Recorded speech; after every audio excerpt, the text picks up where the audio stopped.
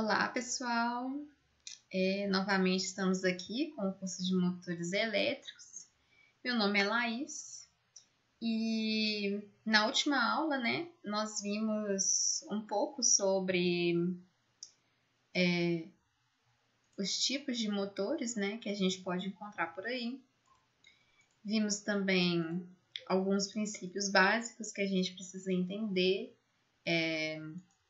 antes de conhecer motores. E a gente viu também o primeiro tipo de motor com escova, que é o ímã permanente. Então, a gente viu como ele funciona, as suas principais partes. Também vimos suas vantagens e desvantagens, suas aplicações. E hoje nós vamos tratar dos outros tipos de motores. Então, um segundo tipo de motor de corrente contínua, escovado, seria um motor de excitação paralela. Por que esse nome? Porque essa excitação ela vai ocorrer por um enrolamento de campo, o shunt field, nesse esquemático aqui. Então, diferentemente do ímã permanente, agora a gente tem um enrolamento de campo. Então, é uma outra bobina que vai proporcionar um campo magnético para que as bobinas do rotor possam se alinhar com esse mesmo campo. Então, basicamente essa é a diferença entre o motor que a gente já viu e este agora. E paralela, porque a armadura, que é a parte girante, que é o rotor, ela vai estar conectada em paralelo ao enrolamento de campo quando se trata da fonte.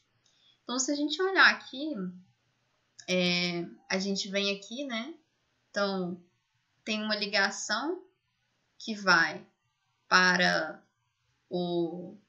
a armadura e tem a mesma ligação que vai para o enrolamento de campo. A mesma coisa acontece aqui. Então, por essa razão, é bem mais fácil você controlar a velocidade do motor de excitação paralela. Por quê? Vamos pensar o seguinte.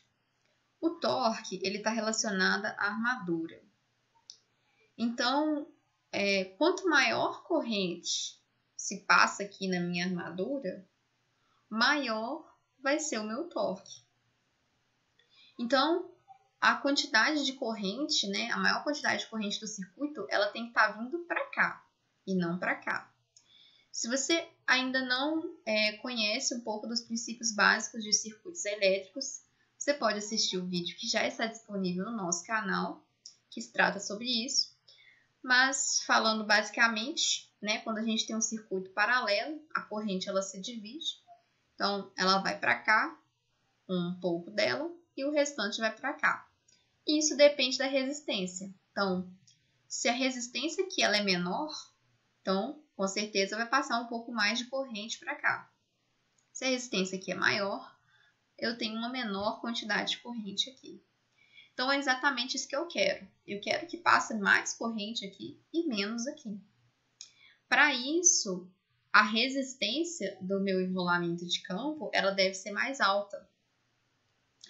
Então, vamos pensar o seguinte. Como que a gente faz para que essa resistência seja mais alta? A gente pode lembrar de uma fórmula, que também está relacionada aos circuitos, que é R igual a ρ L sobre A, em que ρ é a resistividade do material. Então, se trata do material que é feita essa bobina, o cobre, por exemplo, o comprimento e a área.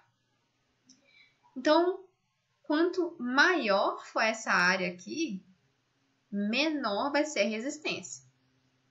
Quanto menor for essa área, maior vai ser a minha resistência. Então, se eu quero uma resistência maior aqui, a minha área ocupada pelo enrolamento de campo, ela deve ser menor. Então, eu vou ter uma menor área, né? Um menor diâmetro, no caso. E por essa razão também, né? Por eu ter uma maior quantidade de corrente aqui, o maior torque, o motor de excitação paralela, ele é conhecido por um fácil controle de velocidade. Então, se eu preciso de uma aplicação em que eu tenho que controlar a velocidade do meu sistema, então o motor de excitação paralela seria o mais adequado, porque eu consigo ajustar a quantidade de corrente que vai estar vindo para cá, a partir da minha tensão, né? E também da minha resistência aqui, né? Como eu havia dito. Então, ele não é conhecido, né? Por ter um alto torque de partida. Então, ele não é comumente utilizado para cargas pesadas, dar início em cargas pesadas, né? Então, este seria o motor de excitação paralela. Então, agora, a gente tem o motor de excitação série. O motor de excitação série, ele é bem parecido assim, com a excitação paralela. Né? Ele tem um enrolamento de campo, né? Por isso ele é excitado.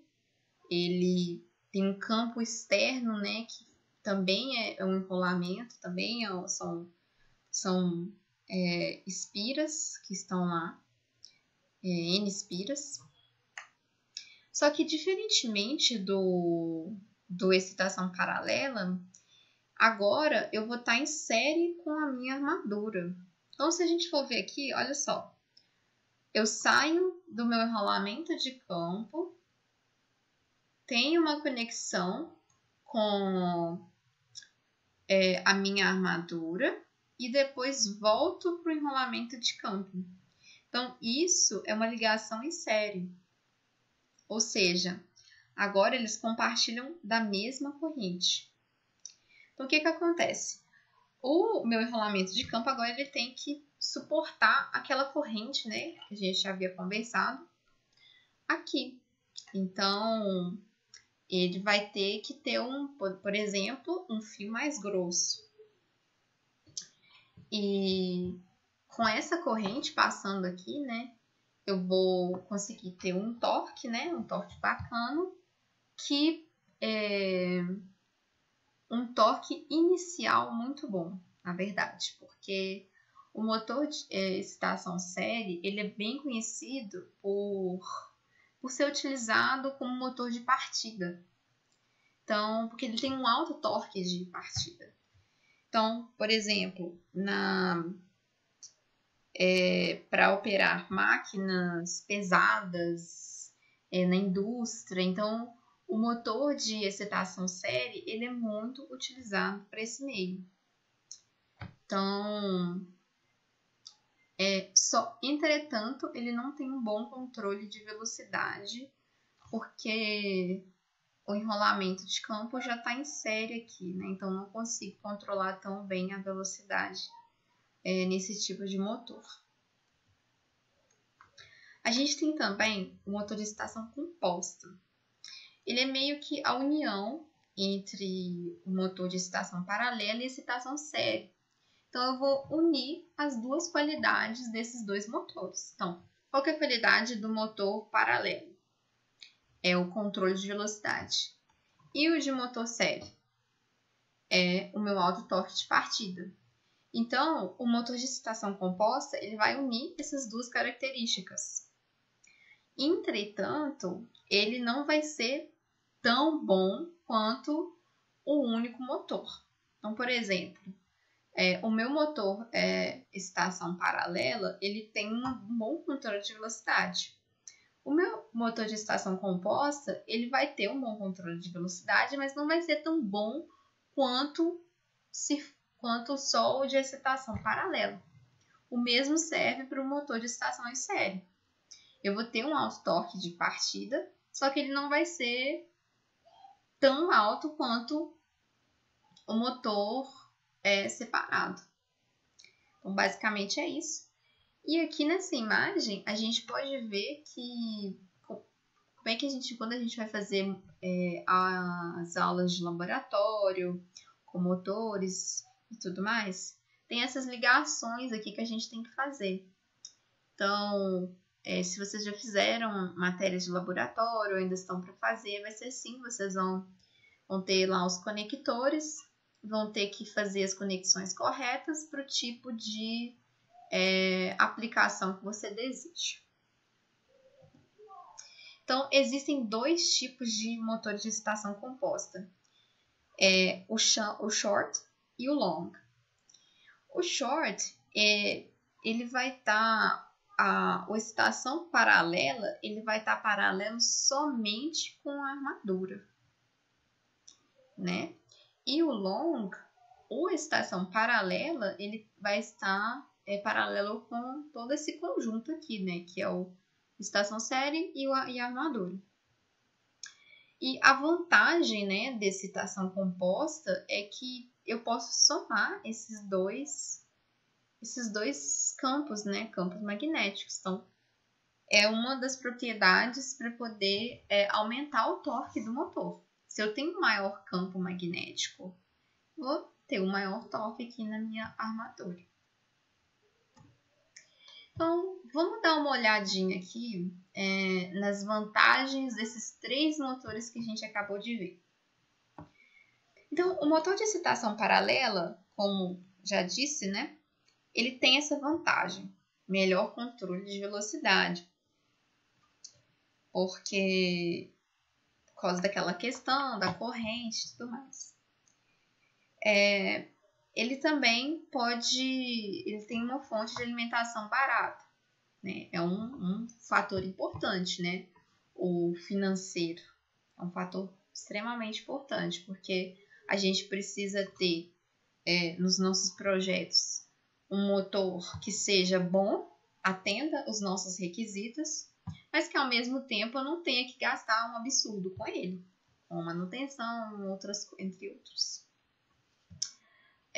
O motor de excitação série, ele tem a vantagem que a gente já citou, que é um alto torque de partida, né?